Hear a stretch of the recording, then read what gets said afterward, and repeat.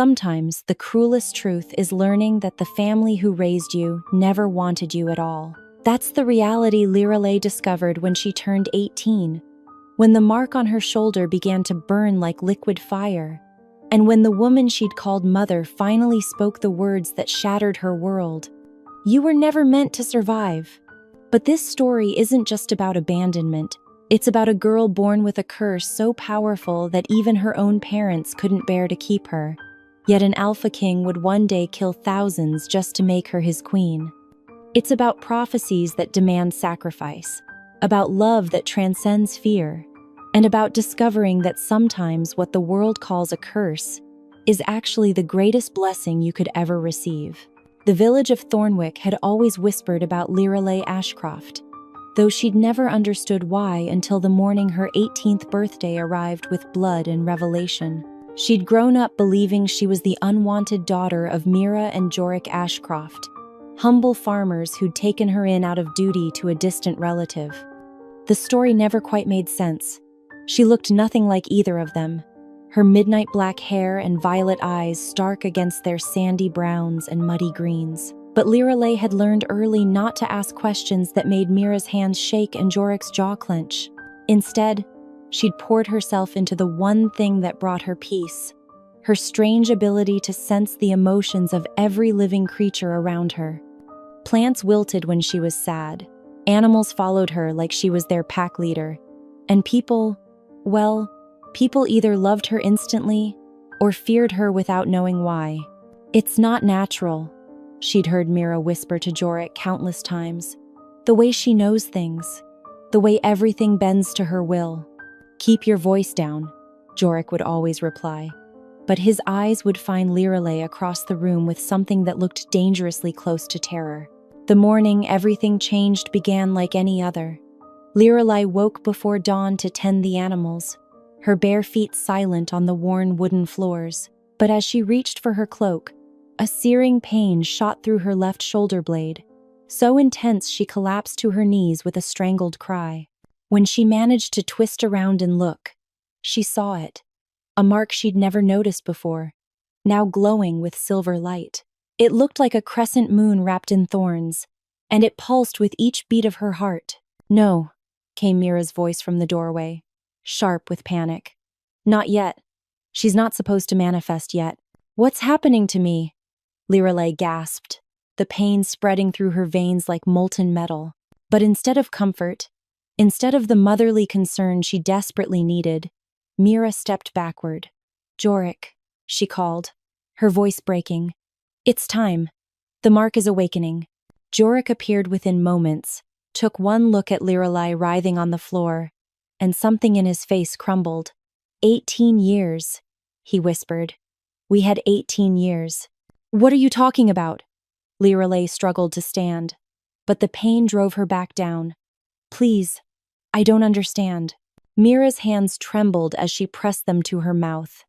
"We should have told her. We should have prepared her." "Told me what?"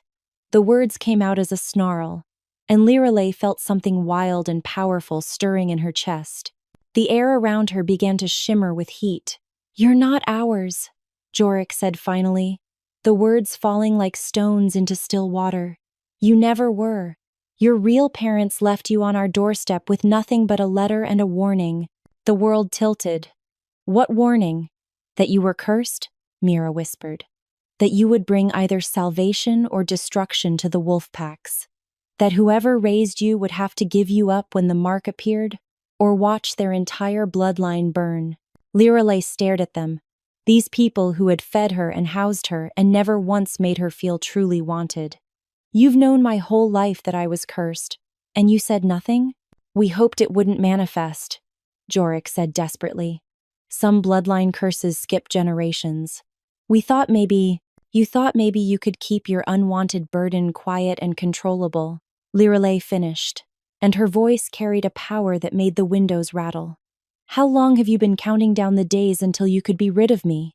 Neither of them answered, but the guilt written across their faces was answer enough. The pain in her shoulder was spreading, and with it came a clarity that cut like a blade. She could sense every emotion in the room. Mira's relief mixed with shame, Yorick's fear battling with something that might have been love, and her own rage burning bright enough to set the world on fire. "The letter," she said quietly. "Where is it?" "Lyralei," Mira started. "Where is the letter my real parents left?" Yorick disappeared into their bedroom and returned with a piece of parchment that looked ancient, the edges brown with age. With shaking hands, Lyralei unfolded it and read words that changed everything. "To whoever finds this child, her name is Lyralei, and she carries the Moonshard Curse in her blood. She is the daughter of prophecy, born to either unite the packs under one rule or destroy them all. When the mark awakens on her 18th birthday, she must be brought to the Shadowmere territories, where Alpha King Theron Nightwhisper waits. He alone can break the curse, but only if she comes to him willingly. We cannot keep her, for the curse will kill us all. Please forgive us, and please forgive her for what she may become." Lyralei read the letter 3 times before its meaning fully sank in. She wasn't just cursed, she was prophesied, and somewhere in the feared Shadowmere territories, an Alpha King was waiting for her. "Theron Nightwhisper," she whispered, and the name sent a shiver down her spine that had nothing to do with fear. "They say he's the most powerful Alpha who ever lived," Yorick said quietly. "That he's never been defeated in battle, never taken a mate, never shown mercy to his enemies. They also say," Mira added reluctantly, "that he's been searching for something for the past decade. Someone, and that he'll destroy anyone who gets in his way." Lyralei folded the letter carefully and tucked it into her pocket. The pain in her shoulder had settled into a steady throb, and she could feel something awakening inside her. Something vast and dangerous and completely beyond her control. "I have to go to him," she said simply. "No." Mira stepped forward, tears streaming down her face. "Lyralei, you don't understand. The Shadowmere territories are death for anyone who enters uninvited. And he's not just an Alpha King, he's a monster." But Lyralei was already moving toward the door, and with each step, she felt stronger, more certain. "Maybe," she said, looking back at the only family she'd ever known, "but according to this letter, so am I." The road to Shadowmere stretched before Lyralei like a wound carved into the earth, dark and forbidding under the pale morning sky. She'd left Thornwick with nothing but the clothes on her back, the letter in her pocket, and a heart hardened by 18 years of conditional love.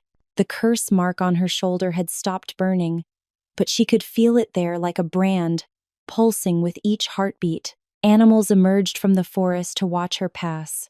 Wolves with golden eyes, ravens that cawed warnings, deer that stepped aside with what looked like reverence. They sensed what she was becoming, even if she didn't understand it herself. By midday, the cheerful farmlands of her childhood had given way to something altogether more sinister. The trees here grew too tall and too close together, their branches forming a canopy so thick that noon looked like twilight. The air tasted of copper and old magic, and every instinct Lyralei possessed screamed at her to turn back. But she couldn't. The curse wouldn't let her. "You're far from home, little lamb." The voice came from above, smooth as silk and twice as dangerous. Lyralei looked up to see a man perched impossibly on a branch 20 feet overhead. He dropped to the ground with feline grace, landing in a crouch that showcased muscles built for violence. His hair was silver white despite his youthful face, and his eyes were the pale blue of winter ice. "I'm exactly where I need to be," Lyralei replied, surprised by the steadiness of her own voice. The stranger circled her slowly, nostrils flaring as he scented the air. "Interesting. You smell like fear and power in equal measure, and that mark on your shoulder, even through your shirt I can sense its energy." His smile revealed teeth just a little too sharp. "You're her, aren't you? The cursed one we've all been waiting for." Waiting for? Word travels fast in the Shadow territories. A girl with the Moonshard Curse, born to either save or damn us all. Though I have to say, you're smaller than I expected.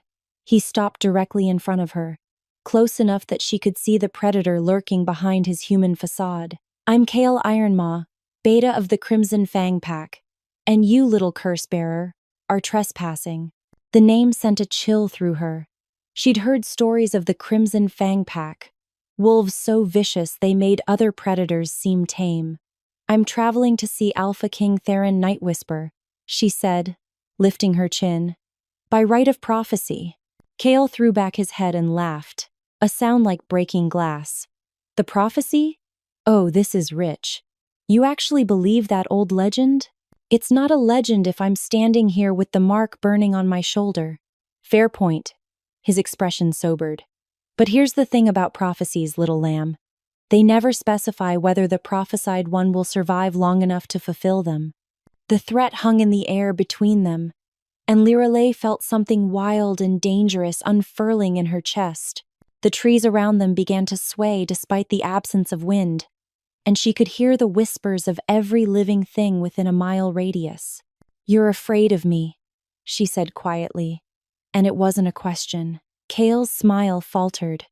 I'm afraid of what you represent. Change. The end of the old ways. Maybe the old ways need to end. Careful, curse-bearer. Words like that have started wars. But as he spoke, Lyralei could sense his emotions as clearly as if he'd spoken them aloud. Fear, yes, but also curiosity. And beneath that, something that felt almost like hope. Take me to your Alpha, she said. I don't think so. Our Alpha has standing orders regarding trespassers. Then take me to Alpha King Theron. Kale's laugh this time held no humor. The Nightwhisper King doesn't grant audiences to wandering strays. He rules from the Obsidian Fortress, and no one enters those gates without invitation. Then how am I supposed to fulfill this prophecy everyone seems to know about? That's your problem, not mine. But even as he spoke, Lyralei could sense his internal conflict. He wanted to help her, though he'd die before admitting it. You could escort me, she suggested.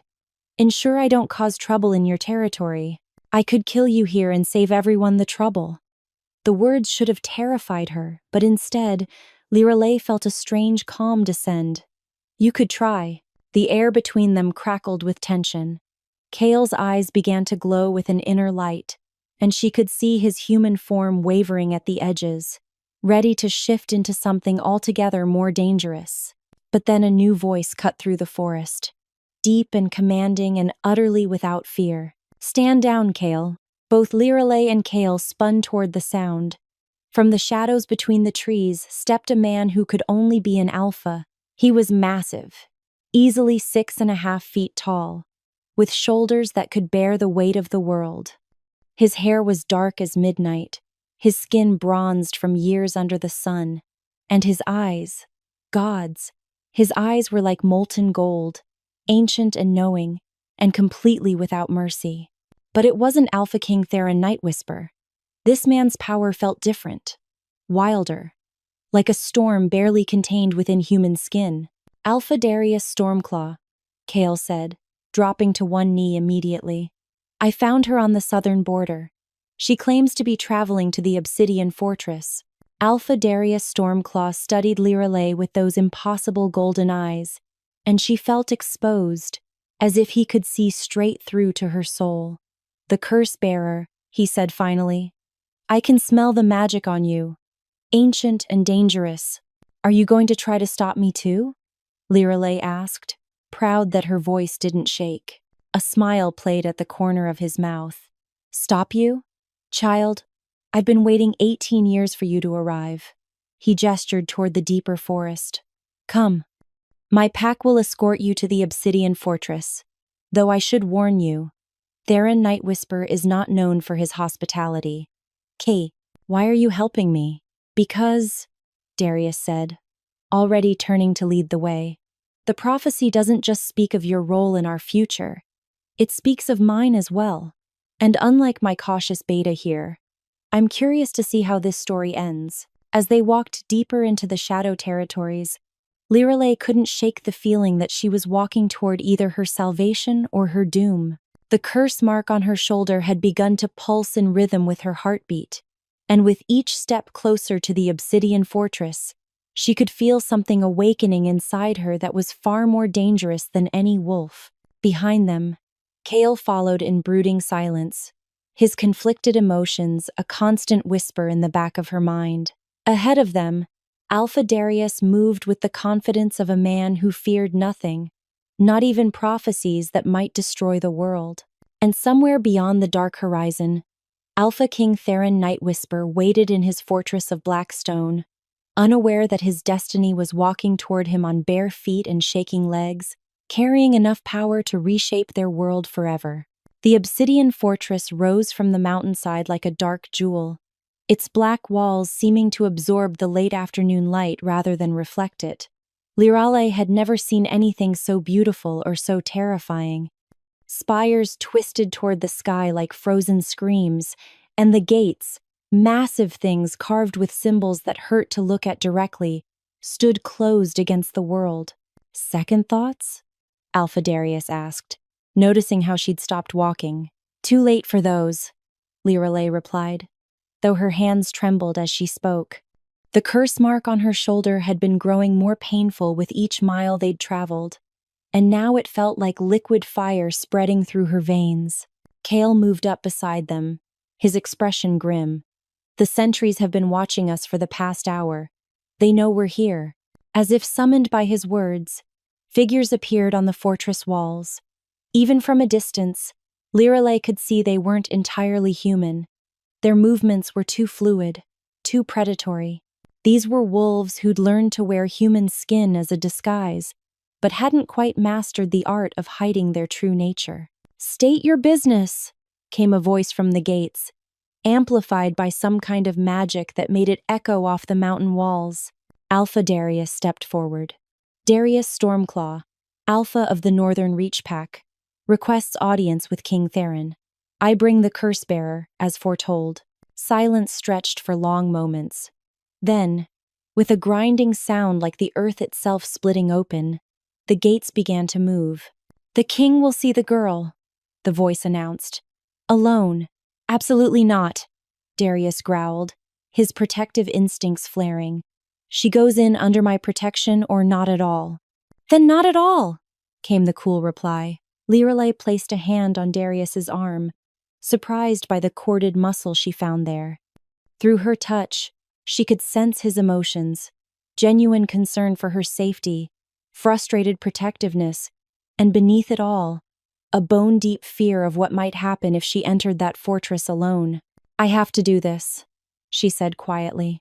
"You don't know what he's capable of," Darius argued. "The stories about Theron Nightwhisper, they're not just stories, Lyralei. He's killed alphas with his bare hands. He's destroyed entire bloodlines for the crime of opposing him, and according to the prophecy, he's also the only one who can break my curse." Kale snorted. "If the prophecy is even real, for all we know, this is an elaborate trap to lure the most dangerous cursed bloodline directly into his hands." But Lyralei was already walking toward the gates. With each step, the pain in her shoulder intensified, and she could feel something vast and terrible stirring in the depths of her soul. Whatever power the curse had locked away inside her, it was beginning to wake up. The gates closed behind her with a sound like thunder, cutting her off from Darius and Kale and any hope of retreat. The courtyard she found herself in was beautiful in a stark, deadly way. Black stone, polished to mirror brightness, fountains that ran with water so clear it looked like liquid crystal, and gardens full of plants she'd never seen before, their leaves silver and their flowers the deep red of fresh blood. "Welcome to the Obsidian Fortress." Lyralei spun toward the voice and found herself face to face with a woman who could only be described as ethereal. Tall and willowy, with platinum hair that fell to her waist and eyes like chips of amethyst, she moved with the fluid grace of someone accustomed to power. "I'm Vera Moonwhisper, the king's advisor," the woman continued, her voice carrying just a hint of an accent Lyralei couldn't place. "His Majesty is preparing to receive you." "Preparing how?" Vera's smile was sharp as a blade. "The curse you carry isn't just dangerous to you, child. It's dangerous to everyone around you, especially to those of us with significant magical ability." She gestured toward a doorway that seemed to be carved from a single piece of black stone. "There are," precautions that must be taken. As they walked through corridors that seemed to stretch on forever, Lyralei became aware of the subtle wrongness that permeated the fortress. The shadows moved independently of their sources. Whispers echoed from empty rooms, and every surface reflected her image just slightly incorrectly, as if the mirrors were showing her possible futures rather than her present self. "The king has been waiting for you for a very long time," Vera said as they climbed a spiraling staircase that seemed to ascend into darkness. "Though I confess, we expected someone more impressive. Sorry to disappoint." "Oh, you haven't disappointed anyone yet. But the night is young." They emerged into a circular chamber at the top of one of the twisted spires. The walls were covered in tapestries that depicted scenes of battle and triumph, but the threads seemed to shift and change when Lyralei wasn't looking directly at them. Candles floated in the air without holders, their flames an unnatural blue-white that cast dancing shadows in every direction. And there, standing with his back to them at a window that looked out over the shadow territories, was a figure that could only be Alpha King Theron Nightwhisper. Even from behind, his presence was overwhelming. Broad shoulders strained against a shirt that looked like it was woven from midnight itself, and his dark hair fell in waves to brush his collar. When he turned to face them, Lyralei's breath caught in her throat. He was beautiful in the way that storms were beautiful, magnificent and terrible, and utterly beyond human control. His face could have been carved by ancient masters, all sharp angles and cruel perfection, but it was his eyes that held her transfixed. They were silver, like moonlight on water, and they seemed to see straight through to her soul. "So," he said, his voice a rumble that seemed to resonate in her bones, "you're the one who's going to save us all." It wasn't a question, and the mockery in his tone was unmistakable. "I'm the one who's cursed," Lyralei replied, meeting his gaze despite every instinct that screamed at her to look away. Whether that saves anyone remains to be seen. Theron moved closer, and she could feel the power radiating from him like heat from a forge. "Show me the mark." "I'm sorry?" "The curse mark. Show it to me." Lyralei hesitated, acutely aware that she was alone in a tower with the most dangerous man in the territories. But the prophecy had brought her this far, and she had to trust it would carry her through. She turned and pulled aside the neck of her shirt, exposing the crescent moon wrapped in thorns that burned like silver fire on her shoulder blade. Theron's sharp intake of breath was audible in the silence. "Vera," he said quietly, not taking his eyes off the mark, "leave us." "My lord, I don't think—" "Now." The advisor disappeared without another word, and suddenly, Lyralei was alone with the Alpha King who was supposed to either save her or destroy her. The weight of his attention was like a physical thing, pressing down on her until she could barely breathe. "Do you know what that mark means?" he asked finally. "That I'm cursed." "That mark," he said, moving close enough that she could feel the heat radiating from his skin, "is the seal of the moon goddess herself. It marks you as her chosen vessel, the one prophesied to either unite the packs under a single rule or burn them all to ash." Lyralei turned to face him, and found herself trapped between his body and the cold stone wall. "And which do you think I'll do?" His smile was sharp enough to cut. "That depends entirely on whether you can survive what comes next." The chamber Theron led her to defied every law of architecture Lyralei thought she knew. It was impossibly vast, its ceiling lost in shadows that seemed to writhe and pulse with their own dark life. The floor was made of the same black stone as the rest of the fortress, but here it was inscribed with symbols that glowed with silver fire, forming intricate patterns that hurt her eyes when she tried to follow them. "This is the heart chamber," Theron explained, his voice echoing strangely in the vast space. "It's where the fortress draws its power, and where we'll determine exactly what kind of curse you're carrying." "What do you mean, what kind?" Lyralei asked, though she suspected she didn't want to know the answer. "The Moonshard Curse has 3 possible manifestations," he said, moving to stand in the center of the glowing symbols. "The first grants the bearer power over the natural world, plants, animals, the elements themselves. The second allows them to sense and manipulate emotions, to bend others to their will through the sheer force of their presence. And the third? His silver eyes fixed on hers, and she saw something that might have been pity flash through them. The third turns the bearer into a weapon of pure destruction. Every living thing they touch dies. Every emotion they feel becomes a physical force capable of leveling cities.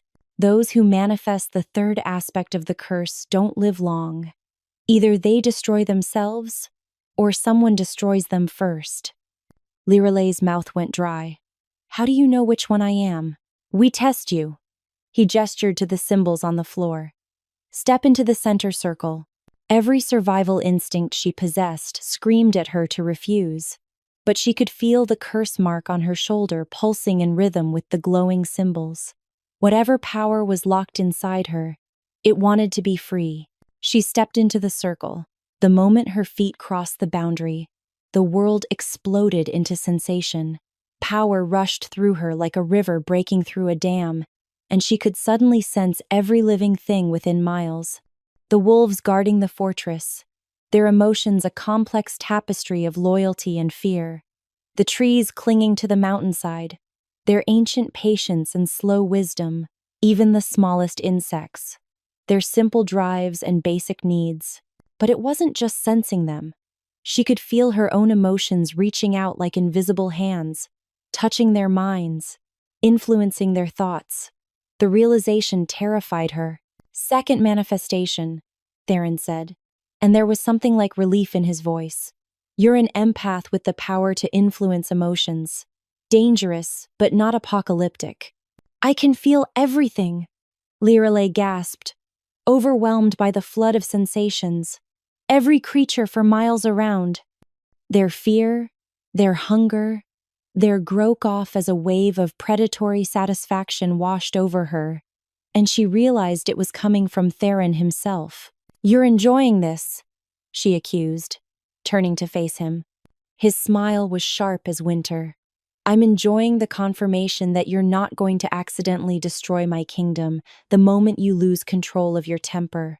Is that what you thought would happen? It's what I hoped wouldn't happen. He moved closer, and she could feel his emotions now. A complex mixture of relief, curiosity, and something darker that made her pulse quicken. The question now is whether you can learn to control it. Control it how? The same way you control any other muscle. Practice, discipline, and pain. His smile turned predatory. Lots of pain. Before she could ask what he meant, Theron raised his hand and spoke a word in a language that seemed to bypass her ears and resonate directly in her bones. The symbols on the floor flared brighter, and suddenly the gentle flow of power through her body became a raging torrent. Lyralei screamed as every nerve ending in her body caught fire. The emotions of every living thing within miles crashed into her mind at once: fear, hunger, rage, desire, desperation, until she couldn't tell which feelings were hers and which belonged to the countless creatures whose minds she was accidentally invading. Stop! She gasped, falling to her knees on the burning stone. Please, stop. Learn to control it, Theron said coldly, his voice cutting through the chaos in her head. Or it will control you. Through the pain, Lyralei could sense his emotions clearly now. He wasn't enjoying her suffering. Beneath his cold exterior, she could feel genuine concern, even protectiveness. But there was something else there too. Something that felt like recognition. You're like me, she whispered, the realization cutting through the agony. You have power you can barely control. For just a moment, his perfect mask slipped, and she saw something raw and vulnerable flash across his features. I have power that could destroy this entire mountain range if I'm not careful, he admitted quietly. Just like you do. Then help me, she pleaded, struggling to her feet despite the fire in her veins. Don't leave me to figure this out alone. Theron stared at her for a long moment, and she could feel his internal struggle as clearly as if it were her own. Finally, he spoke another word, and the symbols on the floor dimmed to a gentle glow. The overwhelming flood of emotions receded to a manageable trickle, and Lyralei sagged with relief. The first lesson, he said, his voice gentler now. is that power without control is just destruction waiting to happen. The second lesson is that control without understanding is just fear dressed up as discipline. And the third lesson? The third lesson, he said, moving close enough that she could see flecks of gold in his silver eyes, is that sometimes the most dangerous thing you can do is trust someone else with your power. Are you saying I shouldn't trust you? I'm saying you shouldn't trust anyone. Not until you know whether they want to use your power or help you master it. His gaze intensified. The question is, which do you think I want to do? Lyralei studied his face, using her newfound ability to sense the emotions beneath his carefully controlled exterior. What she found there surprised her. Genuine desire to help her, mixed with a bone-deep loneliness that matched her own. And beneath it all, something that felt dangerously like hope. I think, she said slowly, you want to help me because you know what it's like to be alone with power that could destroy everything you touch. His sharp intake of breath told her she'd hit the mark. You're more perceptive than I expected. It's not perception. It's the curse. I can feel what you're feeling. Then you know this is just the beginning, he said grimly. What you experienced here was nothing compared to what you'll face once word spreads that the cursed one has awakened. There are wolves out there who will want to use your power for their own ends, and others who will want to destroy you before you can use it on them. What are you saying? I'm saying that if you want to survive long enough to fulfill whatever destiny the prophecy has in store for you, you're going to need protection, training, and allies who understand what you're going through. Lyralei met his gaze steadily. Are you offering to be one of those allies? I'm offering to keep you alive long enough to learn to keep yourself alive. His smile was sharp but not unkind. The rest, you'll have to earn. As they left the heart chamber behind, Lyralei couldn't shake the feeling that she'd just taken the first step down a path that would change everything. Not just for her, but for every wolf in the territories. The curse mark on her shoulder had settled into a steady, warm pulse, and for the first time since she'd left Thornwick, she felt something that might have been hope. Behind them, the symbols on the chamber floor continued to glow with silver fire, as if they too recognized that something momentous had just begun. 3 days into her training, Lyralei discovered that Alpha King Theron Nightwhisper was a ruthless teacher. Each morning began before dawn in the heart chamber, where he pushed her abilities to their limits and beyond. Each afternoon was spent in physical combat training with his elite guards, who showed her no mercy despite her lack of experience. And each evening ended with her collapsing into an exhausted sleep, only to dream of silver eyes and the growing weight of a destiny she didn't understand. Again, Theron commanded from his position across the training circle. His shirt was gone, revealing a torso marked with scars that told the story of a life spent in battle, and sweat gleamed on his skin despite the cool morning air. Lyralei wiped blood from her split lip and struggled to her feet. They'd been sparring for 2 hours, and he'd knocked her down at least 20 times. Her body ached, her head pounded, and she was fairly certain she had at least 3 new bruises forming on her ribs. I can barely stand, she protested. Your enemies won't care about your fatigue, he replied coldly. They'll use it against you. Now, again, she lunged at him, trying to use her speed to compensate for her lack of strength, but he caught her wrist effortlessly and used her own momentum to send her sprawling across the stone floor. Again, you're holding back, he observed, not even breathing hard. I'm trying not to accidentally influence your emotions while we fight, Lyralei snapped, pushing herself upright once more. Forgive me for not wanting to cheat. Cheat? His laugh was sharp. Your ability to sense and influence emotions isn't cheating. It's your greatest weapon. Use it. I won't manipulate you. Why not? I'm your enemy in this scenario. Because you're trying to help me, and I won't repay that by what? By using every tool at your disposal to survive? He moved closer, his silver eyes blazing with something that might have been anger. Do you think your real enemies will have such scruples? Do you think they'll hesitate to use every dirty trick they know to destroy you? That doesn't mean I should. It means you should be prepared for anything. Without warning, he grabbed her shoulders and pulled her against him, close enough that she could feel the heat radiating from his skin. "Feel what I'm feeling right now. Tell me what you sense." The contact sent her newly awakened abilities into overdrive. Through her palms pressed against his chest, she could feel the complex tangle of his emotions: frustration at her reluctance to use her power, protectiveness that surprised her with its intensity, and beneath it all, something deeper that made her breath catch. "You're angry," she whispered. "What else?" She closed her eyes, letting her senses expand. "Worried. You're worried about something." "What am I worried about?" "Me." The realization hit her like a physical blow. "You're worried about me." "Why?" She could feel it now, the undercurrent of fear that ran through all his other emotions. "Because you think I'm not going to be strong enough. You think when the real test comes, I'll break." His hands tightened on her shoulders. "And what do you think?" Lyralei opened her eyes and found herself drowning in his silver gaze. "I think you're probably right. Then prove me wrong." This time when she moved, it wasn't with physical force alone. She let her power flow out through her touch, sensing the complex web of his thoughts and emotions, finding the places where his concentration wavered. She didn't manipulate, she didn't try to control him, but she used what she sensed to anticipate his movements, to strike where his guard was weakest. For the first time in 3 days, she managed to land a solid hit. Theron staggered backward, genuine surprise flickering across his features as he touched the spot on his jaw where her fist had connected. "Better. I barely touched you. You used your gift without trying to control me.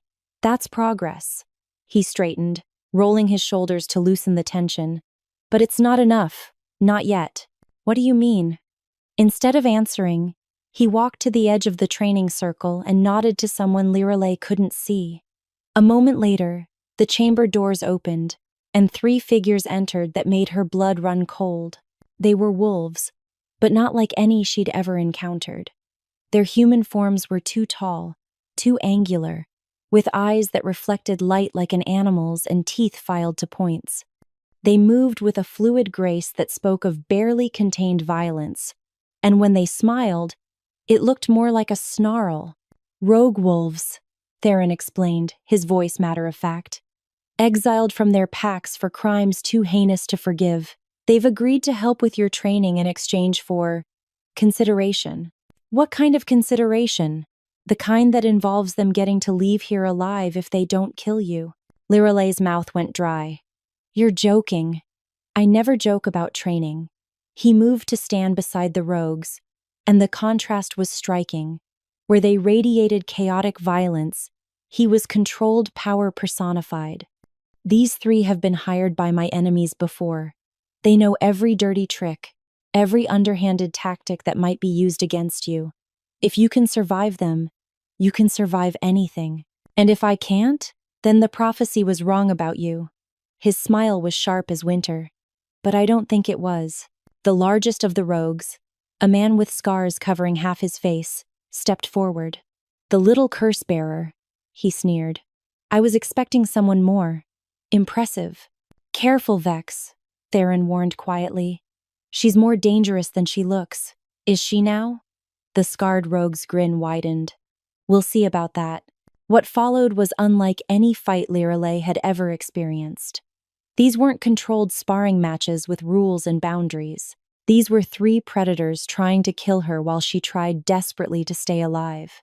They came at her from all sides, using claws and fangs and brute strength to drive her back against the chamber walls. Her earlier training with Theron had been gentle by comparison. This was raw, visceral combat where a single mistake would mean death. But something had awakened in her during those 3 days of brutal training. When the scarred rogue lunged for her throat, she didn't just dodge. She reached out with her power and amplified his own bloodlust until it consumed his rational thought. He crashed into the wall behind her, too maddened by artificial rage to control his movements. The second rogue tried to flank her, but she sensed his approach through the predatory satisfaction radiating from his mind. She spun and caught him with an elbow to the solar plexus that sent him gasping to his knees. The third, A woman with silver hair and yellow eyes was more cautious. She circled Lyralei like a shark, looking for an opening, and when she attacked, it was with deadly precision. But Lyralei was learning. Instead of fighting the rogue's skill with brute force, she reached into the woman's mind and found her deepest fear, the terror of being alone, abandoned by her pack, left to die in the wilderness. She didn't have to amplify it. Just touching that fear was enough to make the woman hesitate. That moment of hesitation was all Lyralei needed. She struck with everything she had, physical force and emotional manipulation combined, and the rogue collapsed. When it was over, all three rogues lay unconscious on the chamber floor, and Lyralei stood in the center of the circle, breathing hard and covered in their blood and her own. "Impressive," Theron said quietly. "Though you nearly killed them, I was trying not to die myself," she replied, wiping blood from a cut above her eyebrow. "And you succeeded. But more importantly, you did it without losing yourself to the power. You used your abilities as tools, not crutches." He approached her slowly, as if she were a wild animal that might bolt. "How do you feel?" Lyralei considered the question.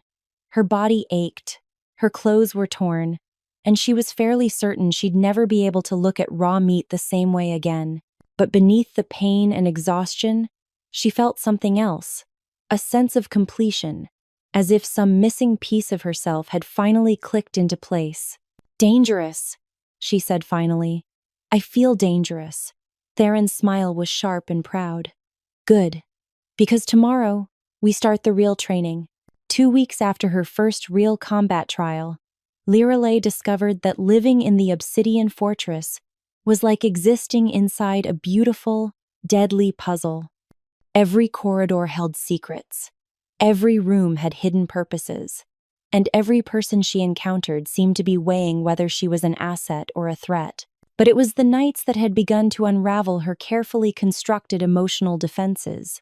After each day of brutal training, after her body had been pushed beyond its limits and her power tested in ways that left her trembling with exhaustion, Theron would find her, sometimes in the fortress library, where she'd taken to reading ancient texts about curse magic by candlelight, sometimes in the gardens, where she'd sit among the silver-leafed plants and try to make sense of the emotional chaos that constantly threatened to overwhelm her. Tonight, he found her on the highest balcony of his tower, where the mountain wind whipped through her hair and the stars spread out like diamonds against black velvet. "Couldn't sleep?" he asked, settling beside her on the stone ledge. "I don't think I'll ever sleep normally again," Lyralei replied, not taking her eyes off the horizon. "Do you know what it's like to feel every nightmare within a mile radius? Every dream, every moment of fear or desire or pain?" "Actually, I do." Something in his voice made her turn to look at him. In the moonlight, his perfect features looked almost vulnerable, and she realized this might be the first time she'd seen him when he wasn't wearing his mask of cold control. "Your power," she said, understanding flooding through her. "It affects you the same way." "Not exactly the same. Your curse makes you feel what others feel. Mine makes others feel what I feel." He was quiet for a moment, his silver eyes distant. "Do you know why this fortress is so isolated? Why I rule from a mountain peak instead of from the heart of civilization? Because you're dangerous. Because when I was your age, I killed 300 people in a single night. Not with claws or fangs or weapons, with emotion." His voice was barely above a whisper. "I had a nightmare, and in my sleep, I projected that terror outward. Everyone within 5 miles experienced the same horror I was dreaming, and their hearts simply stopped." Lyralei stared at him in shock. "That's why you understand. That's why you're the only one who can train me. That's why I'm the only one foolish enough to try." He turned to meet her gaze, and she could see the weight of decades in his eyes. "Do you know what the worst part is?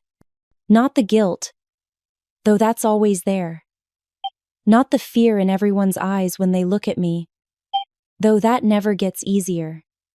It's the loneliness, the isolation, the knowledge that you can never let your guard down completely, because the moment you do, You might destroy everything you care about." He reached out as if to touch her hand, then stopped himself.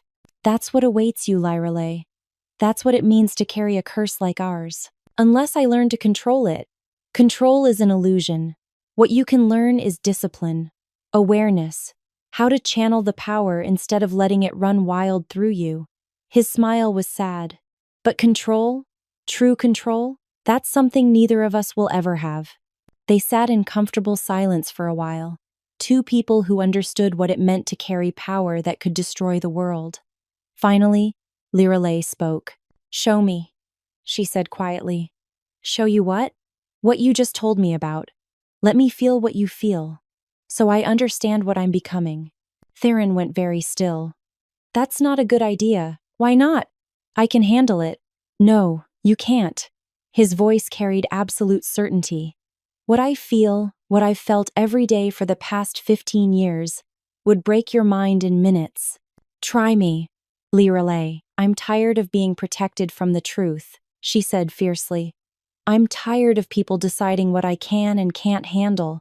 If this is my future, if this is what I'm going to become, then I want to understand it completely." Theron stared at her for a long moment, and she could see the internal struggle playing out across his features. Finally, he sighed. 5 seconds, he said. "That's all.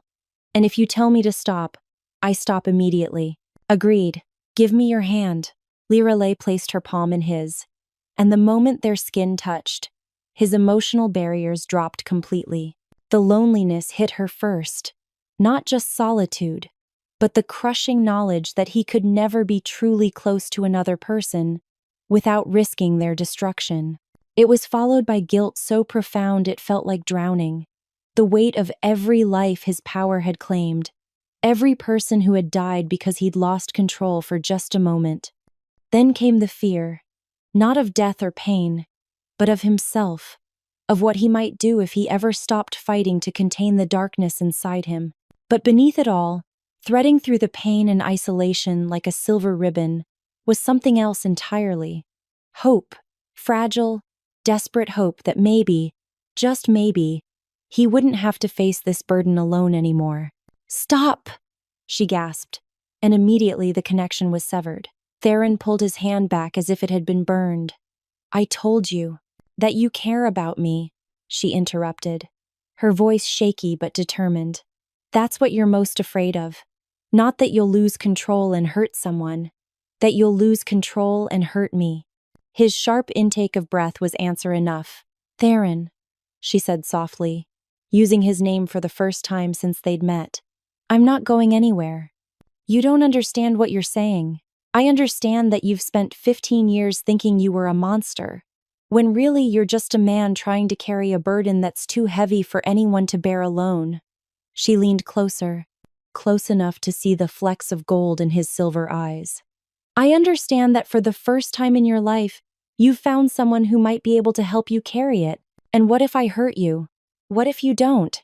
For a moment, she thought he might actually reach for her again. But then, his walls snapped back into place, and he was once again the cold, controlled alpha king she'd first met. "Your training resumes at dawn," he said, standing abruptly. "Get some sleep." But as he turned to go, Lyralei caught his wrist. Through that brief contact, she felt his carefully controlled facade crack just enough to let her glimpse the man beneath, the one who was just as afraid and just as lonely as she was. "This doesn't have to be forever," she said quietly. "The isolation, the fear, we could figure it out together." "Lyralei, think about it," she said, releasing him. "That's all I'm asking." He left without another word, but she could feel his emotional turmoil long after he disappeared into the fortress. For the first time since she'd arrived, she felt like she understood not just her own curse, but his as well. And for the first time since she'd learned what she was, she didn't feel completely alone. The letter arrived on a morning when the mountain mist clung to the fortress walls like grasping fingers. Lyralei was in the library, reading about ancient bloodline curses, when Theron Nightwhisper appeared in the doorway with an expression that could have frozen fire. "His Majesty requires your presence in his study," Vera announced. Her voice carrying an edge Lyralei had learned to recognize as barely controlled worry. Immediately, Lyralei found Theron standing behind his massive desk, a piece of parchment crumpled in his fist. His jaw was clenched, his silver eyes blazing with rage, and the air around him seemed to shimmer with barely contained power. "What's wrong?" she asked. Instead of answering, he smoothed out the letter and slid it across the desk toward her. The writing was elegant, but the words made her blood run cold. "Your Majesty, word has reached us that you harbor the cursed one within your fortress. We write to inform you that the Council of Alphas has voted. The girl known as Lyralei must be surrendered for judgment within 7 days, or we will consider her presence an act of war against the established order. The prophecy speaks of either salvation or destruction. We choose to prevent both."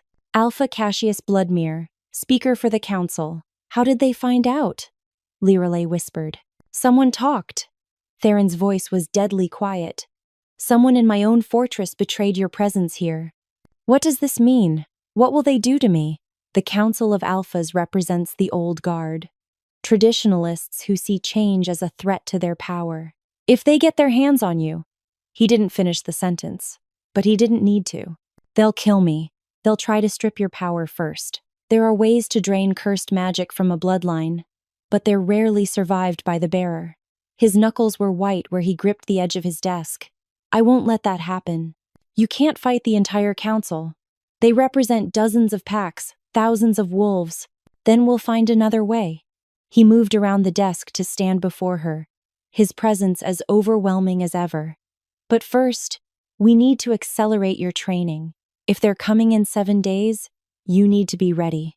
"Ready for what?" "To fight for your life." The next 3 days blurred together in a haze of desperate preparation. Theron pushed her harder than ever before, testing her abilities in scenarios that grew progressively more dangerous. She learned to project her emotions outward like weapons, to sense deception through the subtle shifts in others' feelings, to use her power to coordinate with allies and confuse enemies.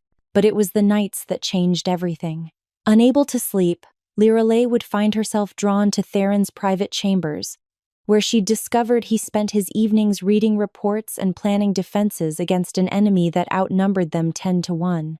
"You should rest," he said one night, looking up from a map covered in strategic markings. "So should you," she replied, settling into the chair across from his desk. "When did you last sleep?" "Sleep is a luxury I can't afford right now. Even kings need rest, Theron. Even cursed girls need protection." They stared at each other across the desk, and Lyralei could feel the weight of unspoken words hanging between them. Finally, she leaned forward. "Tell me about the nightmare," she said quietly. "The one that killed those people." His hands stilled on the map. "Why?" "Because I have nightmares too. Because sometimes I wake up and feel like I'm drowning in everyone else's emotions, and I think if I don't find a way to make it stop, I'm going to go insane." She paused, "Because I think talking about it might help us both." For a long moment, she thought he would refuse. Then, slowly, he set down his quill and leaned back in his chair. "I was 19, he began, his voice distant. "Just crowned Alpha King after my father's death. I thought I had my power under control, thought I'd learned to contain it." He was quiet for so long, she wondered if he would continue. "I dreamed I was being hunted. Something massive and terrible was chasing me through an endless forest. And no matter how fast I ran, I could hear it getting closer. I could feel its breath on my neck, its claws reaching for my heart." "What was hunting you?" "My own fear. My terror that I wasn't strong enough to rule, that I would fail everyone who depended on me, that I would become the monster everyone expected me to be." His smile was bitter. "The irony wasn't lost on me when I woke up and discovered I'd become exactly that." Lyralei reached across the desk and covered his hand with hers. The moment their skin touched, she felt the familiar rush of his emotions. But this time, she also felt something else, a sense of completion, as if some missing piece of herself had finally fallen into place. "You're not a monster," she said firmly. You're a man who's been carrying an impossible burden alone for too long, and you think you can help me carry it? I think we're stronger together than we are apart." Theron turned his hand palm up, threading their fingers together. "Show me," he said quietly. "Show you what? Your nightmare. Your fear. Let me feel what you feel, so I understand what you're going through." It was the same request she'd made of him days earlier, but now she understood the weight of it. Still, she didn't hesitate. "Are you sure?" "I'm sure." Lyralei closed her eyes and let her barriers drop. She let him feel the crushing weight of everyone else's emotions, the way they pressed against her mind like a constant tide, threatening to drown her in their collective pain and joy and fear. She showed him what it was like to never be alone with her own thoughts, to feel like a vessel for the entire world's emotional chaos. But she also let him feel her hope, the growing certainty that together, they might find a way to master their curses instead of being mastered by them. When she opened her eyes, she found him staring at her with an expression she'd never seen before. Wonder, mixed with something deeper.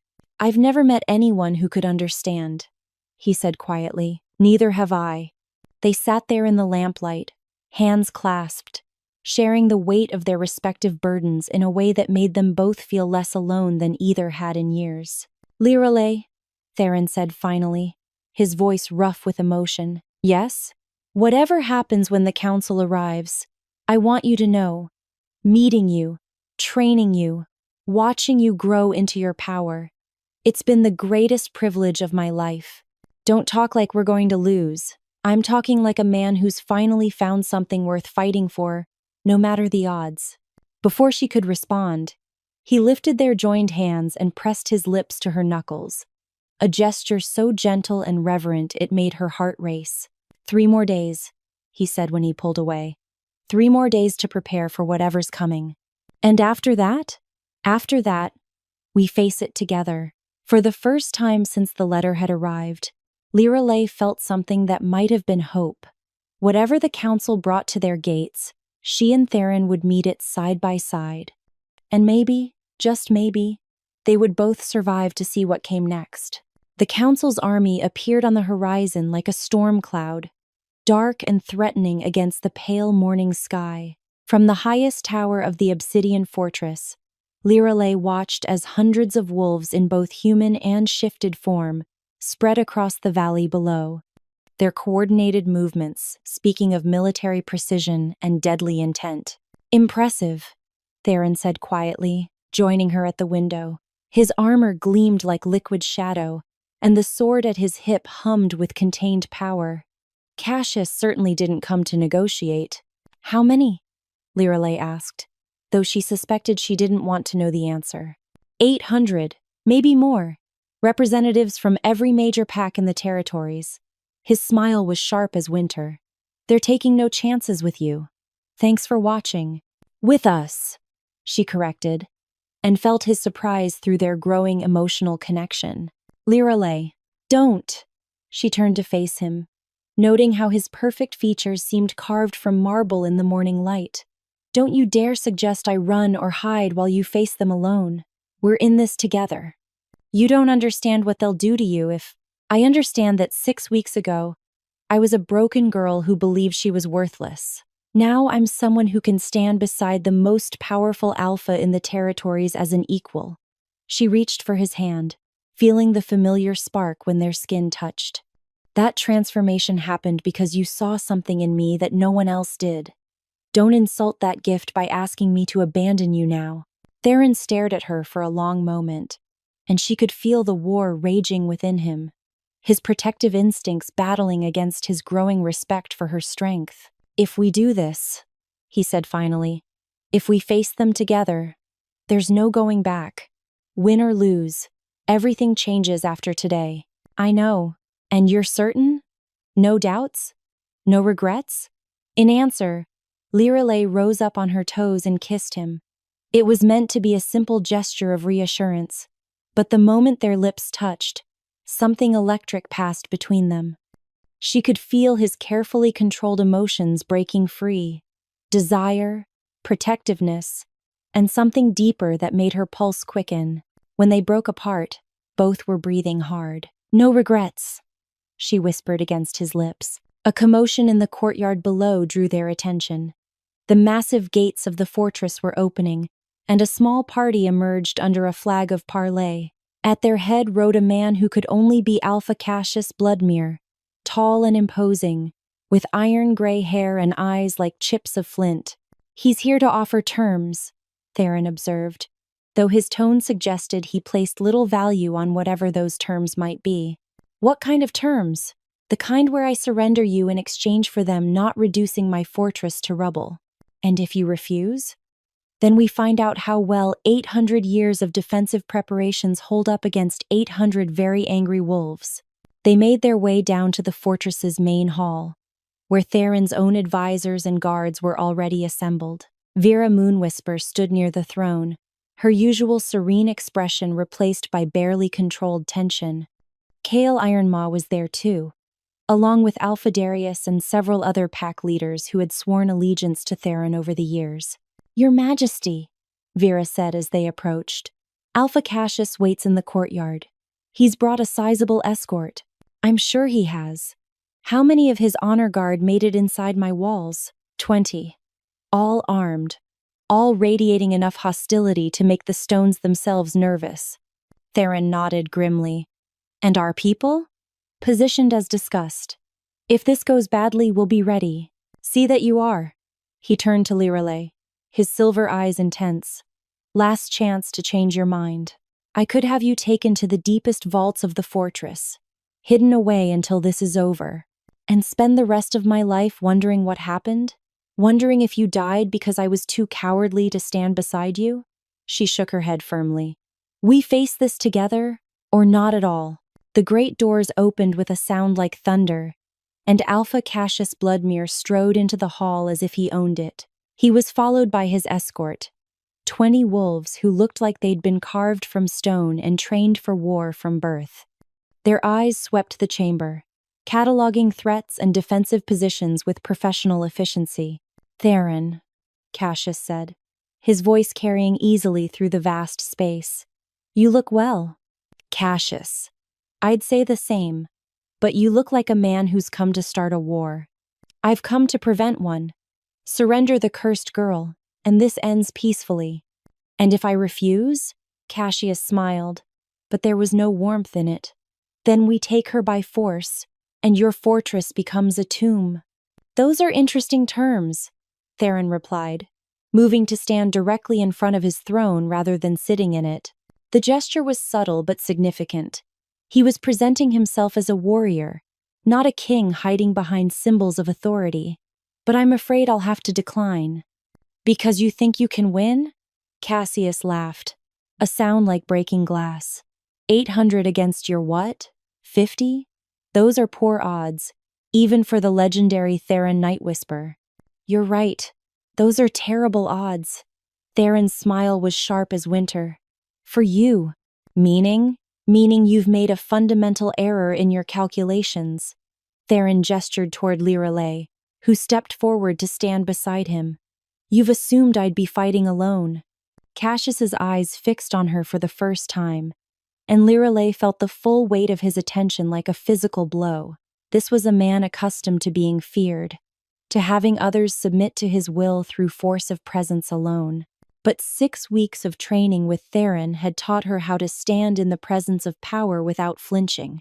"The cursed one," Cassius said, his voice carrying a mixture of fascination and disgust.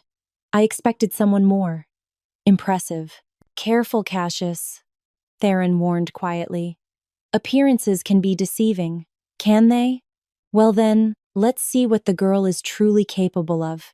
Without warning, Cassius raised his hand, and power lanced out toward Lyralei. Not physical force, but pure emotional assault designed to break her will and send her to her knees in submission. But instead of crumbling under the attack, Lyralei reached out with her own abilities and caught his power in an embrace of pure understanding. She felt his emotions in their rawest form: arrogance, fear of change, desperate need to maintain control over a world that was shifting beneath his feet. And instead of fighting those emotions, she accepted them, transformed them, and sent them back to him amplified 100-fold. Cassius staggered, his eyes widening in shock as his own arrogance crashed into him like a physical wall. For just a moment, his perfect control shattered, and everyone in the hall could see the frightened old man beneath the Alpha's mask. "Impressive indeed," he managed, straightening his shoulders with visible effort. "But party tricks won't save you when my army comes through those gates. Won't they?" Lyralei stepped forward, her voice carrying a new note of power that made several of Cassius's guards shift nervously. "Tell me, Alpha Cassius, how unified is your coalition? How certain are you that every one of those 800 wolves outside shares your vision of the future? They follow my lead. Do they? Or do they follow because they fear what happens if they don't?" She could feel the doubt radiating from several of his escort, the cracks in their absolute loyalty. What if they had a choice? What if they could see a different path forward? "You're talking about treason. I'm talking about freedom. The freedom to choose their own destiny instead of having it dictated by a council of old men who fear change more than death itself." "Enough," Cassius's voice cracked like a whip. "You have until sunset to surrender yourself, or we will take you by force, and when we do, there won't be enough left of this fortress to serve as a monument to your foolishness." He turned on his heel and strode from the hall, his escort following in perfect formation. But Lyralei could feel their uncertainty now, the seeds of doubt her words had planted in their minds. "That went well," Vera observed dryly once the great doors had closed behind them. "Better than expected," Theron agreed, though his expression remained grim. "You planted doubt in their ranks. That will help when the fighting starts. Will it be enough? We'll find out at sunset."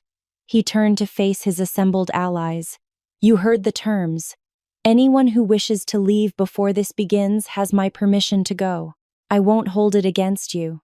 Not a single person moved. "Then we make our stand here," Theron continued. "For the right to choose our own destiny, for the future of our people, and for the woman who has shown us all that curses can become blessings when wielded by the right hands." As his people dispersed to make their final preparations, Lyralei remained by his side. "Any regrets?" she asked quietly. Theron's smile was soft and real. "Only that we didn't have more time." "Who says we won't?" She took his hand in hers, feeling the familiar spark of connection. "This story isn't over yet, Theron. We're going to win." "How can you be so certain?" "Because," she said, standing on her toes to kiss him once more, "I can feel the future changing. And for the first time in my life, it feels like it's changing for the better." The sun hung low in the sky, painting the fortress walls blood red as Cassius's ultimatum reached its end. From the battlements, Lyralei could see the council's army spreading across the valley like a dark tide, their formation shifting from a display of force to an assault preparation. "They're moving into position," Cale reported, his enhanced vision tracking movements in the growing twilight. "Siege engines on the eastern approach, cavalry units flanking north and south. They mean to surround us completely." "Let them," Theron replied, his armor gleaming like liquid shadow in the dying light. "The more spread out they are, the harder it will be for them to coordinate when chaos begins." Lyralei closed her eyes and extended her newfound senses, feeling for the emotional currents flowing through the massive army below. What she found made her heart race with possibility. "They're not as unified as Cassius believes," she said, opening her eyes to meet Theron's gaze. "I can sense 3 distinct factions down there. The true believers who follow Cassius completely, those who came out of duty but have doubts, and a significant group that's only here because they're afraid of being seen as traitors to the old ways." "Can you influence them?" "The doubters, yes. The fearful ones, maybe. But it would require me to project my power across the entire valley, and I'm not sure." "You're not sure you're strong enough?" Lyralei hesitated. The scale of what he was suggesting was beyond anything she'd attempted before. To touch the minds of hundreds of wolves simultaneously, to plant seeds of doubt and hope across such a vast area, it would require her to lower every barrier she'd built, to open herself completely to the emotional chaos of an army. I'm not sure I'd survive it, she admitted quietly. Theron's hand found hers, warm and steady. You won't be doing it alone. What do you mean? My power amplifies emotion, remember? If we link our abilities, use them together. He squeezed her fingers gently. We might be able to reach every mind in that army. That's incredibly dangerous. If we lose control, if the feedback becomes too much, then we face that together too. His silver eyes held hers steadily. Do you trust me? With my life. Then let's change the world. Below them, torches flared to life throughout the council's camp as full darkness fell. The sound of marching feet echoed off the mountain walls as Cassius's forces moved into their final positions. Soon, very soon, the battle would begin. But high atop the obsidian fortress, two cursed souls joined hands and prepared to rewrite the rules of war itself. Lyralei felt Theron's power merge with hers like rivers flowing together, and suddenly her awareness exploded outward.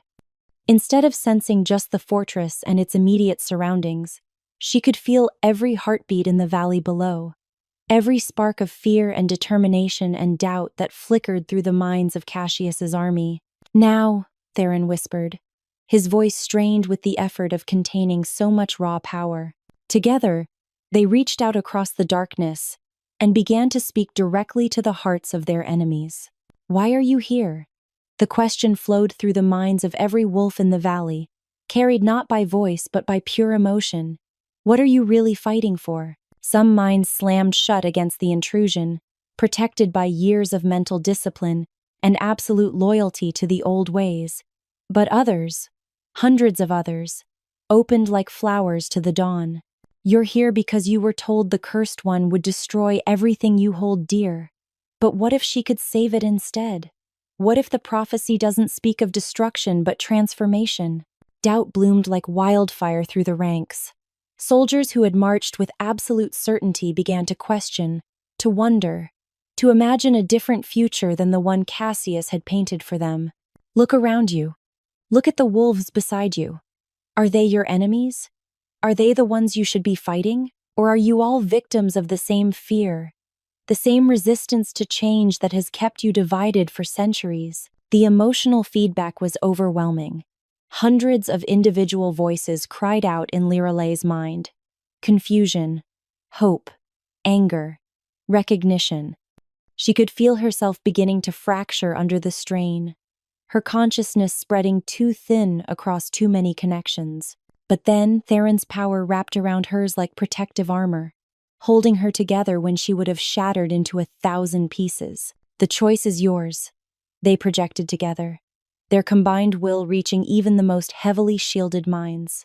You can fight for a future built on fear and division, or you can help build something better, something worthy of the next generation. The response was immediate and chaotic. Across the valley, arguments broke out as soldiers turned to their companions with questions that had no easy answers. Unit cohesion began to break down as wolves chose sides not based on pack loyalty, but on personal conviction. It's working, Theron gasped, blood running from his nose as the strain of projecting so much power took its toll. But Cassius is rallying his core supporters. We need to... A thunderous roar cut through the night as the Alpha's voice, magically amplified, echoed off the mountain walls. Enough! Cassius's fury was a palpable thing, rolling across the valley like a wave of pure rage. You let them into your heads. You let the Cursed One poison your minds with doubt and weakness. The spell broke. Hundreds of connections snapped simultaneously as Cassius's overwhelming presence forced the doubting wolves back into line. Lyralei cried out as the psychic backlash hit her, and only Theron's arms around her kept her from collapsing. We gave them a choice, he said through gritted teeth, his own body shaking from the effort they'd just expended. Now we'll see what they do with it. Below them, the Council's army was in chaos. Perhaps half the force remained in formation, their loyalty to the old ways unshaken by the emotional assault. But the other half was fragmenting, wolves breaking ranks to argue with their commanders or simply walking away from the approaching battle. Seize the Cursed One! Cassius's magically enhanced voice boomed across the valley. Bring me her head. And this ends now.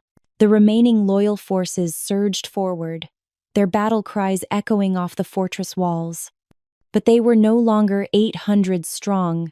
Barely 400 wolves charged up the mountain slope, while behind them, their former allies watched in stunned silence or actively worked to stop them. Now we fight, Theron said, drawing his sword. The blade sang as it cleared its sheath, and Lyralei could feel the power humming through the steel. Are you ready? Lyralei looked out at the approaching army, then at the man beside her who had given her purpose, training, and something she'd never dared hope for, a future worth fighting for. I'm ready, she said, and meant it. The battle for the obsidian fortress had begun. The fortress shook under the impact of the first assault as Cassius's remaining forces crashed against the ancient walls like a tide of fury and steel. From the battlements, Lyralei watched siege ladders bloom against the black stone, while battering rams thundered against the gates below. Eastern wall is holding, Cale reported, his sword already red with the blood of the first wave of attackers. But they're coming up fast on the south side. How many made it through the gates? Theron asked, parrying a strike from a council warrior who had managed to scale the walls. Too many, Vera replied grimly from her position near the tower entrance. They're in the lower levels now, fighting through the corridors.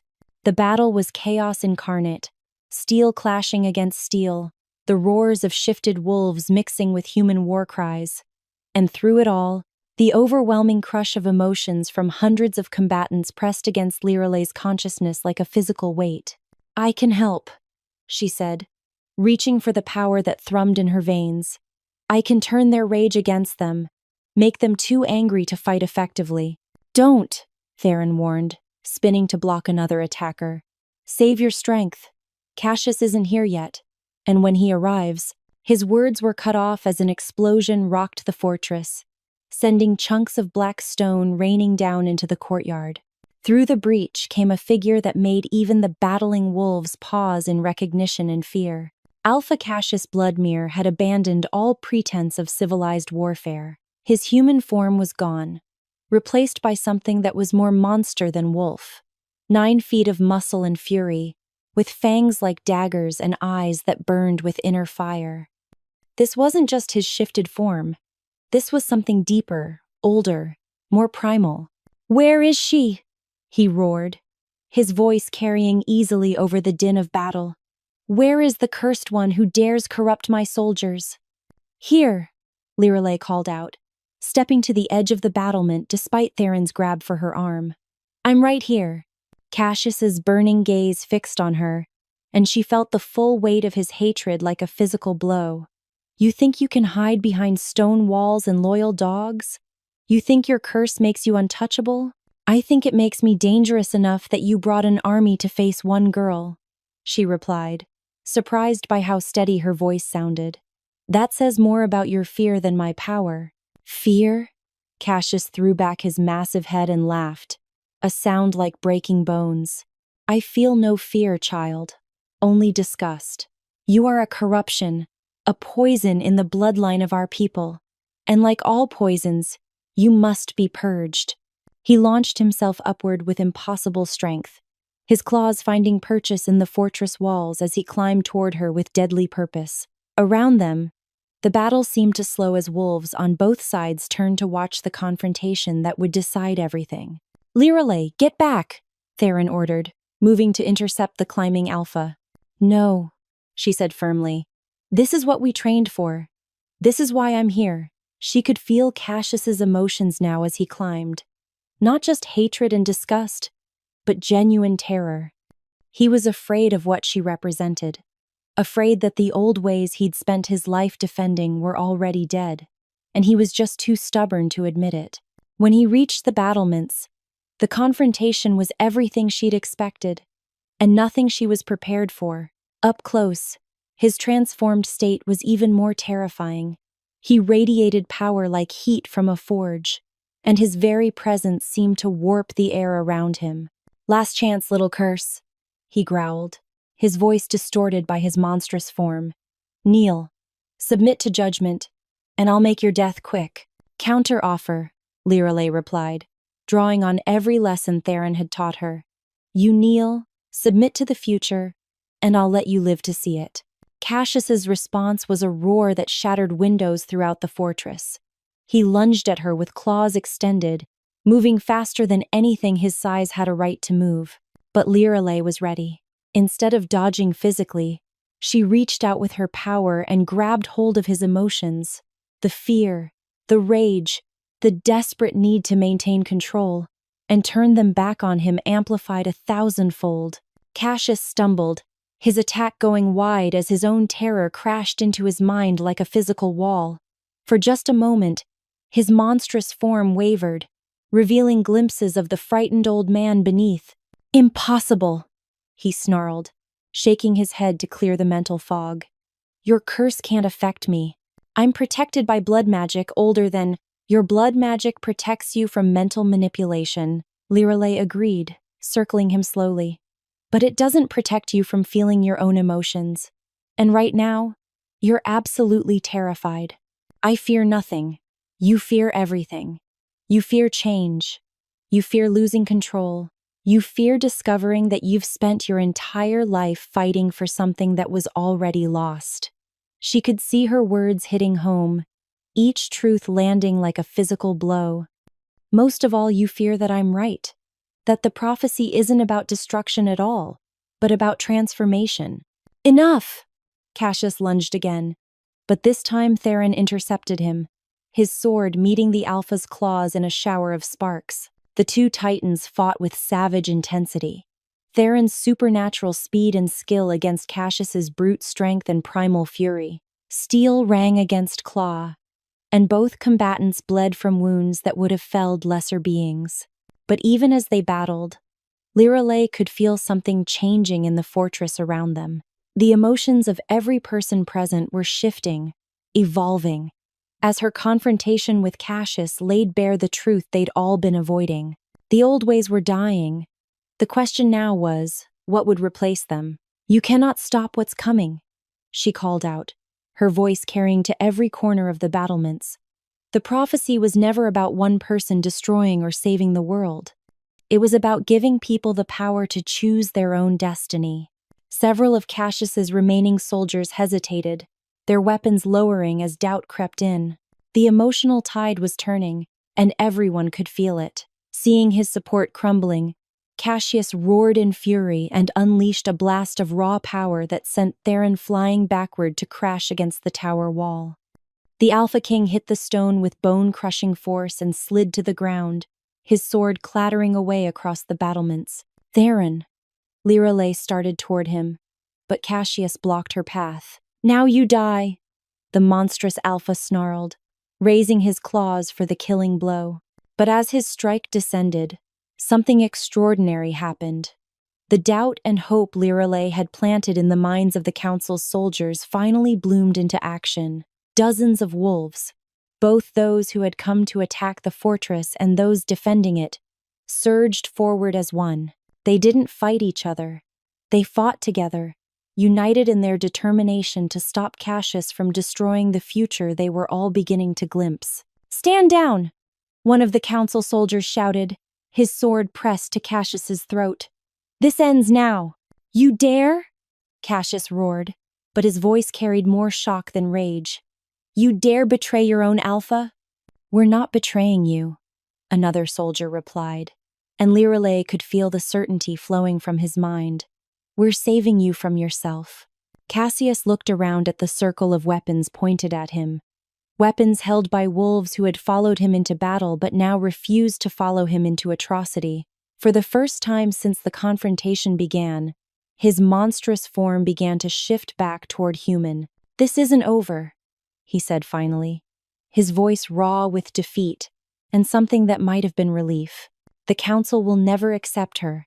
They'll send others. Let them come, Theron said, struggling to his feet with blood streaming from a gash on his forehead. By then, there might not be a council left to send anyone. What do you mean? Lyralei smiled, feeling the emotional currents flowing through not just the fortress, but the entire valley below. Look around, Cassius. Really look. How many of your soldiers are still fighting? How many are still loyal to the old ways? The Alpha's eyes widened as he took in the scene around them. The battle had stopped. Everywhere he looked, wolves who had come as enemies were laying down their weapons, talking to their former opponents, beginning to imagine a different future. The transformation has already begun, Lyralei continued gently. Not through force or manipulation, but through choice, through hope. The very thing you came here to destroy has already spread beyond your ability to contain it. You've doomed us all, Cassius whispered. But there was no conviction in his words. No, she replied, extending her hand to him in a gesture of reconciliation that shocked everyone present. We've saved us all. The question now is whether you'll help build what comes next, or spend the rest of your life mourning what's already gone. For a long moment, the ancient Alpha stared at her outstretched hand. Then, slowly, he reached out and took it. The moment their skin touched, Lyralei felt the full weight of his fear, his regret, his desperate love for a world that was disappearing whether he fought against it or not. But beneath all that, she found something else, a tiny spark of hope that maybe, just maybe, change didn't have to mean destruction. What happens now? He asked quietly. Now, Theron said, moving to stand beside Lyralei. We all go home and figure out how to build a better world. 6 months after the Battle of Obsidian Fortress, Lyralei stood before the Great Assembly, the largest gathering of pack leaders in recorded history. Representatives from every territory had come to witness what many were calling the end of the old world and the birth of something entirely new. The venue itself was symbolic.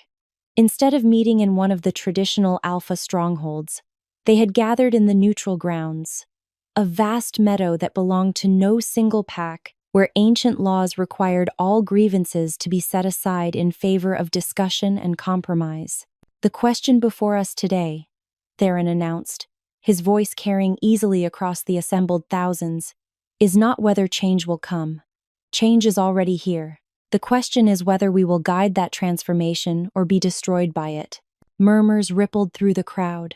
6 months of careful diplomacy had led to this moment, but Lyralei could still feel the undercurrents of uncertainty and fear flowing through the assembly.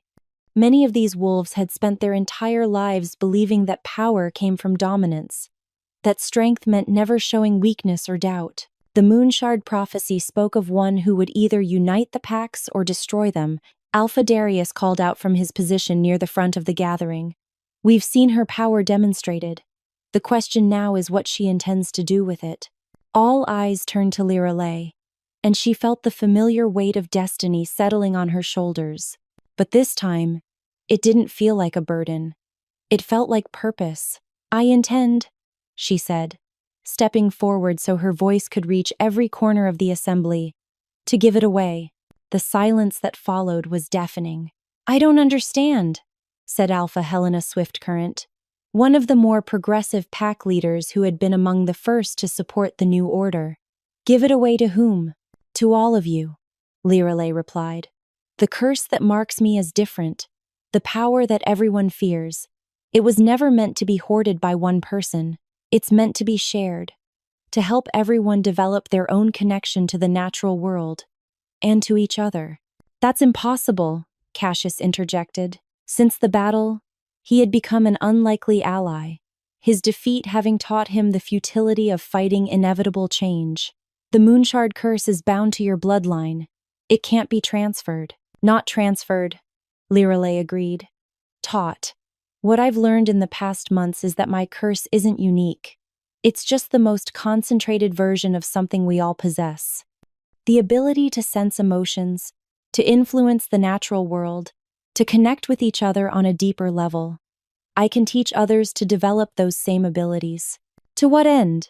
Asked Alpha Magnus Ironhold, his scarred face skeptical. What's the point of giving everyone the power to read minds and manipulate feelings? To create a society where manipulation isn't necessary, Theron answered, moving to stand beside Lyralei. Where conflicts can be resolved through understanding instead of violence. Where the strong protect the weak instead of exploiting them. You're talking about fundamentally changing what it means to be a wolf. Another voice called out. Yes, Lyralei said simply. I am. The debate that followed lasted for hours. Some leaders were intrigued by the possibilities she described. A world where pack loyalty could be expanded to species loyalty, where the endless cycle of territorial disputes could be broken through genuine communication and mutual understanding. Others were horrified by the implications, the loss of traditional hierarchy, the erosion of pack identity, the unknown consequences of giving such power to those who might not be ready for it. But through it all, Lyralei could feel the slow shift in the collective consciousness of the assembly. Hope was spreading like wildfire through minds that had never dared to imagine a different way of living. The practical question, said Alpha Victoria Moonrunner, always the pragmatist, is leadership. If we're dissolving the traditional pack structure, if we're creating this new unified society, who leads it? We all do, Lyralei replied. That's the point. No more single rulers making decisions for everyone else. No more concentrating power in the hands of the few while the many suffer in silence. That sounds like chaos, Cassius observed, though his tone was more curious than condemning. Maybe. Or maybe it sounds like freedom. Lyralei looked around the assembly, meeting as many eyes as she could. I know it's terrifying. I know it goes against everything you've been taught about strength and leadership and survival. But I also know that the old ways were dying whether I came along or not. The question is whether we let them die in violence and chaos, or whether we help birth something better in their place. And if it fails? Alpha Magnus asked bluntly. If this grand experiment collapses into anarchy and bloodshed, then we'll deal with that together too, Theron said. But we won't know unless we try. The formal vote, when it finally came, was closer than Lyralei had hoped but more decisive than she had feared. By a margin of nearly 2-1, the Great Assembly voted to dissolve the traditional Council of Alphas and establish what they called the Unified Territories, a confederation of autonomous communities bound together by shared values rather than fear of mutual destruction. But it was the ceremony afterward that truly marked the end of one era and the beginning of another. As the sun set over the neutral grounds, Lyralei stood in a circle formed by every pack leader present. One by one, they approached her, and one by one, she shared with them a small portion of her curse-born abilities. Not enough to make them as powerful as she was. That would have been dangerous for everyone involved. But enough to let them experience what she experienced, to feel the emotions of those around them, to sense the web of connection that linked all living things. This is what the world could be, she whispered to each of them as the power flowed between them. This is what we're fighting for. Some wept as the connection was established. Others laughed with joy at the sudden expansion of their awareness. A few were overwhelmed and had to be gently brought back to themselves by those who had already undergone the process, but all of them were changed. When it was over, when the last pack leader had received their portion of the gift, Lyralei swayed on her feet from exhaustion. Sharing her abilities hadn't weakened her. If anything, she felt stronger, more complete, as if the curse had finally found its true purpose. How do you feel? Theron asked, catching her as she stumbled slightly. Different, she replied, leaning into his warmth. Like I'm finally who I was always meant to be. And what's that? She smiled, looking out at the assembly that was slowly dispersing, not as separate packs returning to isolated territories, but as members of a new community learning to see each other as family rather than rivals. Free, she said simply. For the first time in my life, I feel completely free. 1 year later, Lyralei stood in the garden of what had once been the obsidian fortress and marveled at how much had changed. The black stone walls remained, but they were now covered in climbing vines heavy with silver flowers that bloomed year-round. The intimidating spires had been converted into observatories and libraries, places of learning rather than symbols of isolated power. The morning reports, my lady, Vera Moonwhisper said. approaching with a stack of documents that would have once detailed threats and conflicts between rival packs. Now they contained updates on construction projects, educational initiatives, and collaborative efforts to heal the environmental damage caused by centuries of territorial warfare. "How many times do I have to tell you not to call me my lady?" Lyralei asked with fond exasperation. "At least once more, apparently," Vera replied with a smile. "Old habits die hard." Speaking of old habits, how is our former council speaker adapting to his new role? Alpha Cassius? Better than expected, actually. His experience with traditional pack politics has proven invaluable in helping communities transition to the new systems, though I think he still struggles with the collaborative decision-making process.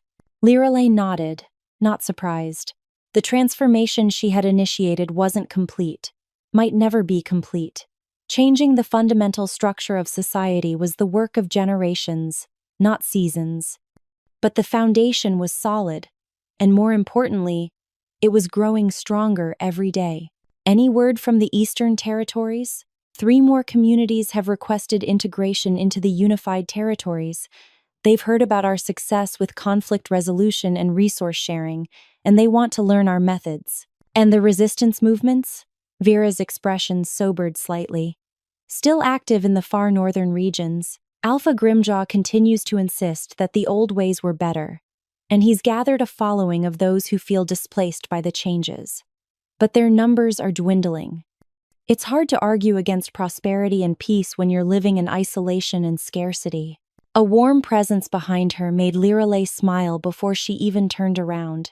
She could sense Theron's emotions as clearly as her own now, a side effect of their deepening bond and her expanded abilities. "The morning council meeting went well," he reported, wrapping his arms around her waist from behind.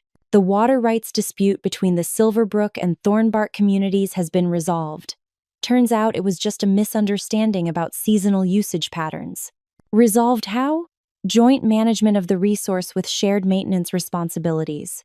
Both communities get what they need, and they're actually planning a harvest festival together to celebrate the agreement." Lyralei leaned back against his chest, feeling the contentment that radiated from him. A year ago, such a simple resolution would have been impossible. Territorial disputes over resources had been a primary cause of the pack wars that had raged for centuries. Now, with the ability to sense each other's true intentions and emotions, most conflicts were resolved through communication rather than violence. "There's something else," Theron continued, his voice taking on a note she'd learned to recognize. "Something I wanted to discuss with you." Oh? What kind of something?" Instead of answering directly, he turned her in his arms, so they were facing each other. In the morning sunlight, his silver eyes seemed to glow with inner fire, and she could feel the complex tangle of his emotions: love, nervousness, hope, and a deep certainty that made her pulse quicken. "Lyralei," he began, then stopped, seeming to struggle with words for the first time since she'd known him. "Theron, what?" She broke off as he dropped to one knee, pulling a small velvet box from his pocket. "You transformed my world," he said quietly, his voice carrying the same power that had once commanded armies but now spoke only of love. "You took a monster who thought he was destined for isolation and showed him what it meant to be part of something larger than himself. You gave me purpose, hope, and a future I never dared to imagine." Lyralei's hands flew to her mouth as he opened the box, revealing a ring unlike anything she'd ever seen. The band was wrought from silver and some darker metal twisted together like vines, and the stone, gods. The stone was a piece of crystallized moonlight that seemed to pulse with the same rhythm as her curse mark. "Will you marry me?" he asked simply. "Will you be my partner not just in ruling these territories, but in building the future we've both dreamed of?" "Yes," she whispered, tears streaming down her cheeks. "Yes, of course, yes." As he slipped the ring onto her finger, Lyralei felt something shift in the world around them. Not physically. The garden remained the same. The sun continued to shine. The silver flowers continued to bloom.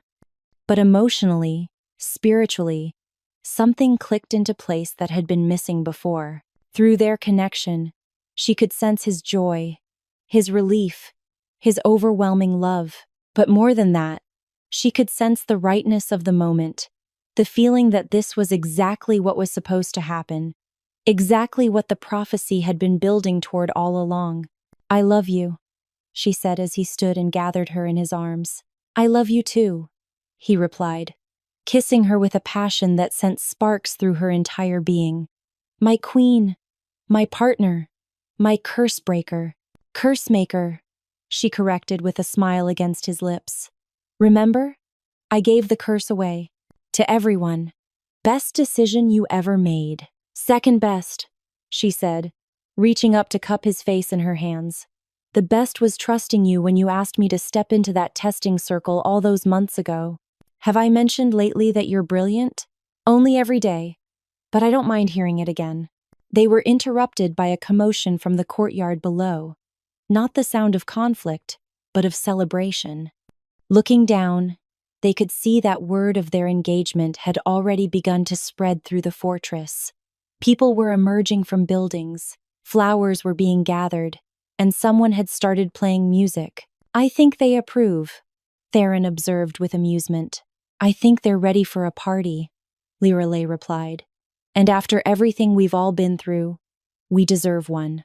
As they made their way down to join the impromptu celebration, Lyralei reflected on the journey that had brought her to this moment. A year ago, she had been a broken girl who believed she was worthless, abandoned by the only family she'd ever known, and convinced that her curse made her a danger to everyone around her. Now she was surrounded by people who saw her not as cursed but as blessed, not as dangerous but as transformative. She had a mate who loved her completely, a purpose that fulfilled her utterly, and a future that stretched out bright and full of possibility. The prophecy had spoken of one who would either unite the packs or destroy them. But like so many prophecies, it had missed the most important truth of all, that sometimes the greatest transformation comes not from grand gestures or apocalyptic events, but from the simple decision to choose love over fear, connection over isolation, hope over despair. As the celebration swirled around them, as friends and allies gathered to share in their joy, Lyralei looked up at the man who had helped her discover her true strength and smiled. "What are you thinking about?" Theron asked, following her gaze. "Fairy tales," she replied, remembering the bitter words she'd carried in her heart when this all began. "I used to think they were lies designed to give people false hope. And now? Now I think they're promises. Glimpses of what's possible when we're brave enough to believe in better endings." Theron's smile was soft and real and full of love. "I like that version better." "So do I," Lyralei said, and meant it completely. Around them, the celebration continued as the sun climbed higher into the sky, bringing light and warmth to a world that had finally learned the difference between fairy tales and the even more miraculous reality of choosing to make dreams come true. And in that moment, surrounded by love and laughter and the promise of all the tomorrows yet to come, Lyralei knew that her story, their story, was just beginning.